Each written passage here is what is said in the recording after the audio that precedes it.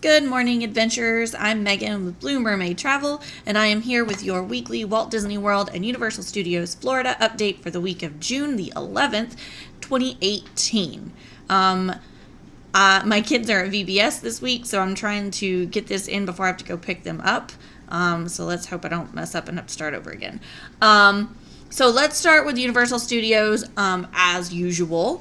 The first thing is that Universal Studios 2019 packages are available for booking. They're kind of keeping it quiet. I just happened to see it because I was logged in to check a price on something the other day, and it says 2019 packages now available. And I was like, oh, well, an announcement might have been nice, but whatever. But the big thing to come out of Universal this week is they announced that they have opened up the first of their endless summer resorts, which is going to be called Surfside Inn and Suites, for reservations for next summer. And that starts on August 1st, 2019. That's when they're projecting it to open up. Its sister hotel, Dockside Inn and Suites, will open up in the summer of 2020, probably about the same time. It looks like they're really targeting August to be the months that they're opening up their new resorts. Aventura opens up this August, and then, of course, Surfside opens up next August. So, kind of seeing the trend here.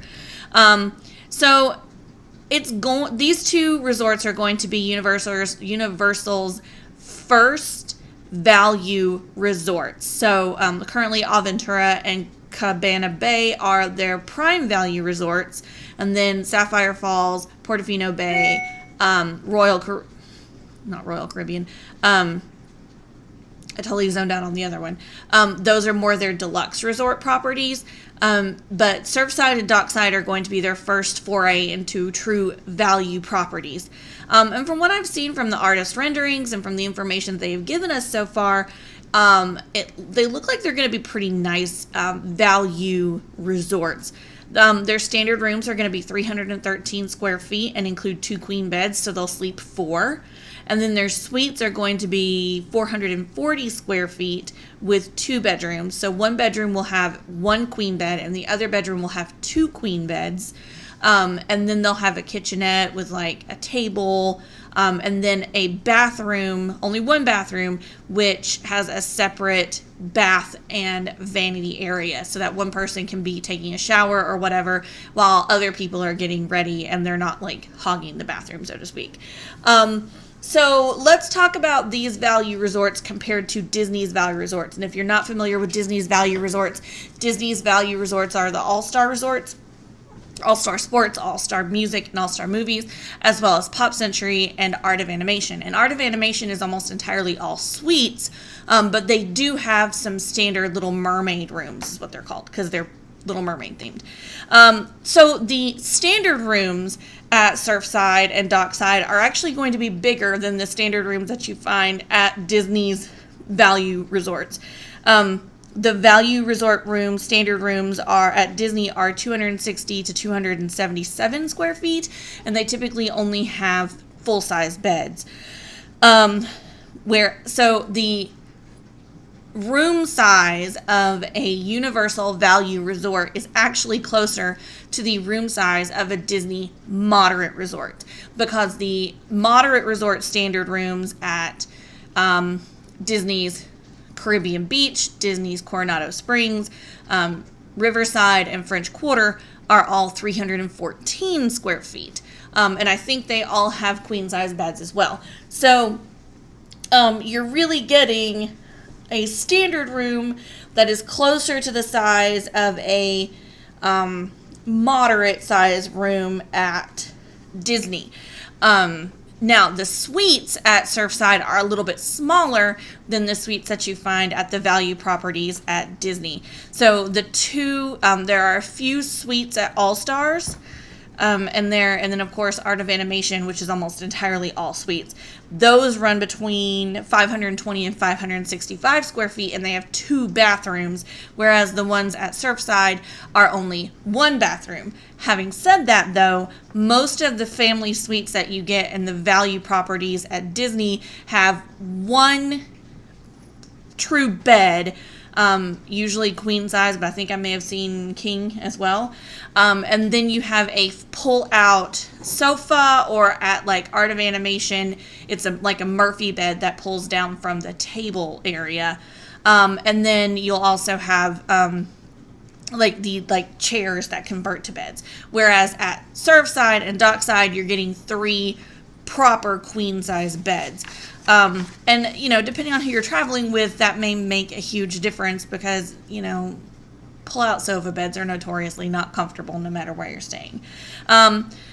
So I do think from the artist renderings that it looks like the kitchenettes at Universal will look a little bit nicer and be a little bit more, a little larger than what I've seen of the kitchenettes at Disney. So anyway, it's all in what you need and all in what you're comfortable with.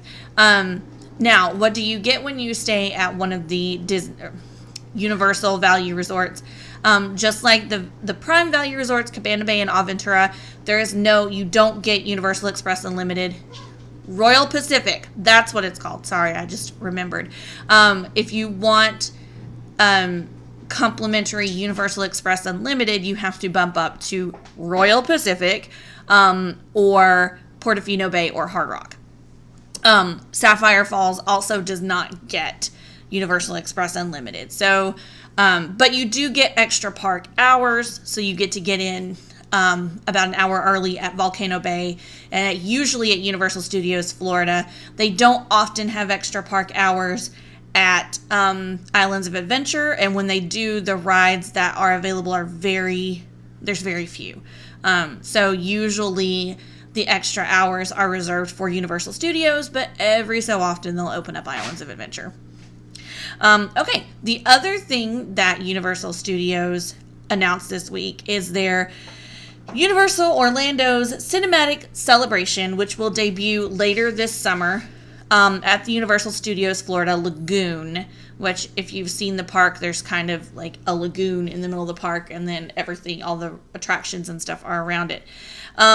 It's going to be panoramic water scenes with projection, over 120 dancing fountains, projection mapping, this new storyline, new music, featuring several segments from favorite franchises associated with Universal. So you can expect to see, from the artist renderings, it already looks like you're going to see stuff from Jurassic World.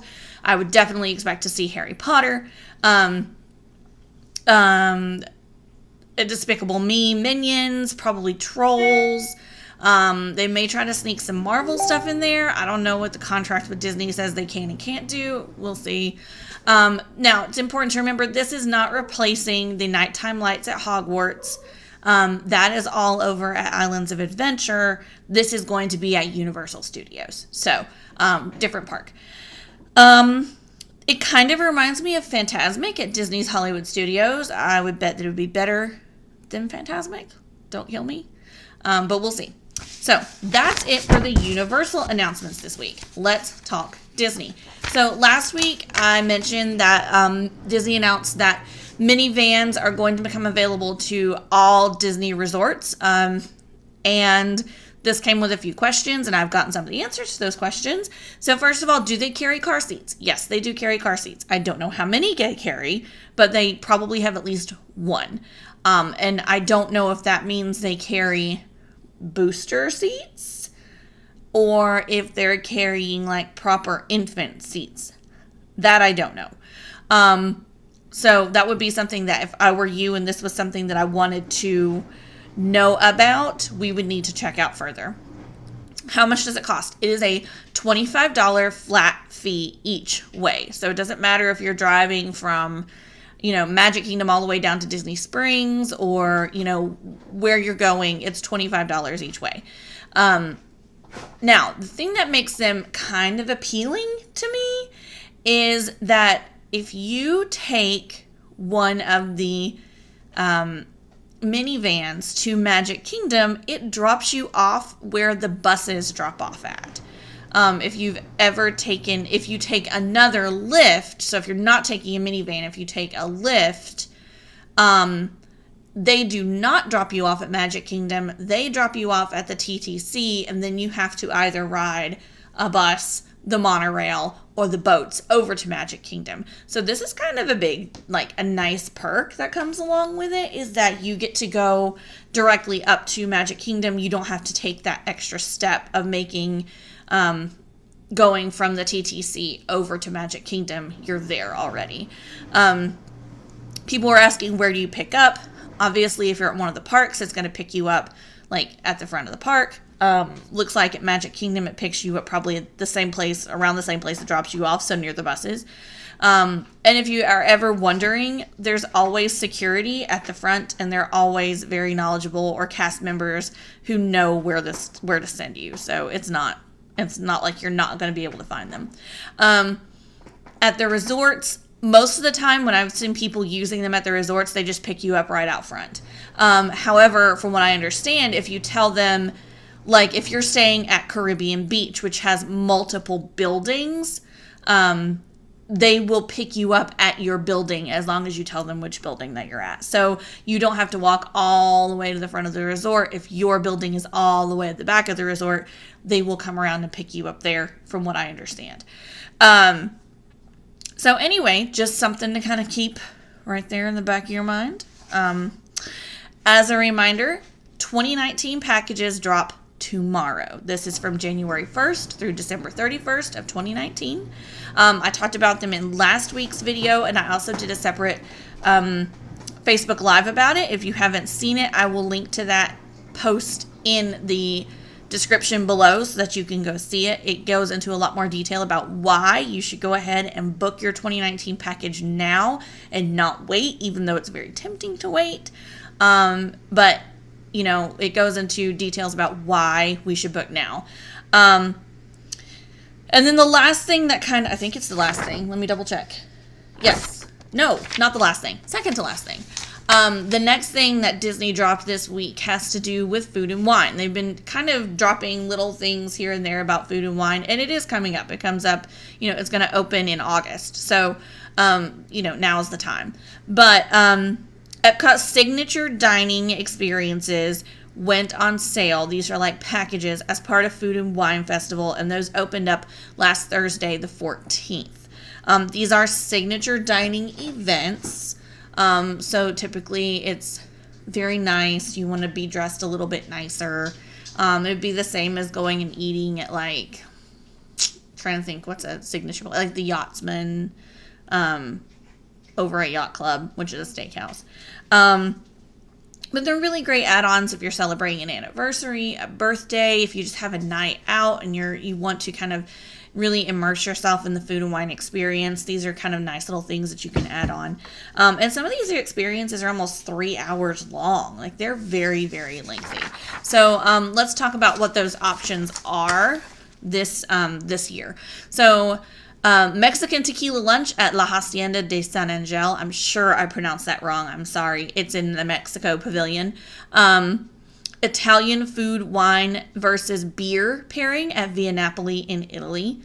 Italian regional food and wine pairing luncheon at Tutto Gusto, also in Italy.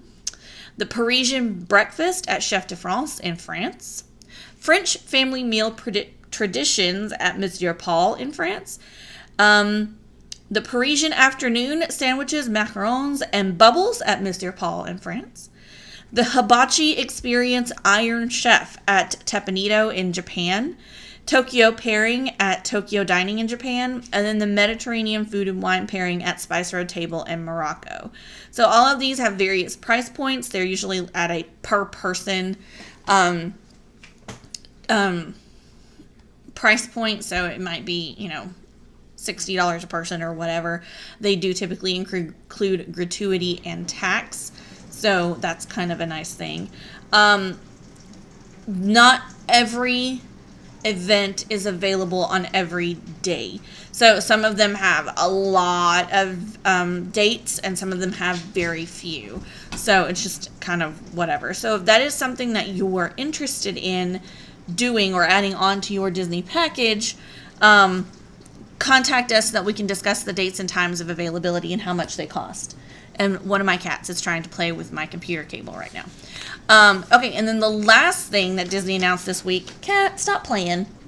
Killing me.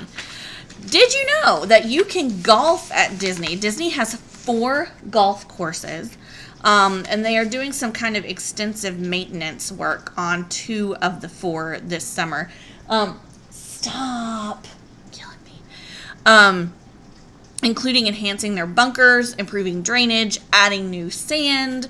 Greens are being restored and resurfaced, and that's going to happen from mid-June to mid-August. Now, that's kind of annoying if you're a golfer and you're like, ugh, I don't want to go to a course that has all this work that's being done to it, and they will be open. All 4 courses will be open during this time, so you can still go golf. But kind of to sort of make up for the fact that there's going to be work going on, they are offering special discounted rates at Lake Buena Vista and Oak Trail golf courses while the maintenance work is going on. If you would rather play golf without having to deal with all the work crews and stuff that's going on, Magnolia and Palmer are also available, but there are no discounted rates for that. So anyway, that's it. That's all I've got for this week. That's a lot. If you are interested in booking a Walt Disney World or Universal Studios Florida vacation, send us an email at info@bluemermaidtravel.com or send us a message on Facebook. You can find us at facebook.com/bluemermaidvacations. And we will get started pricing that out for you and getting ready to plan your awesome vacation. Otherwise, everybody had a great week, and we will see you next time.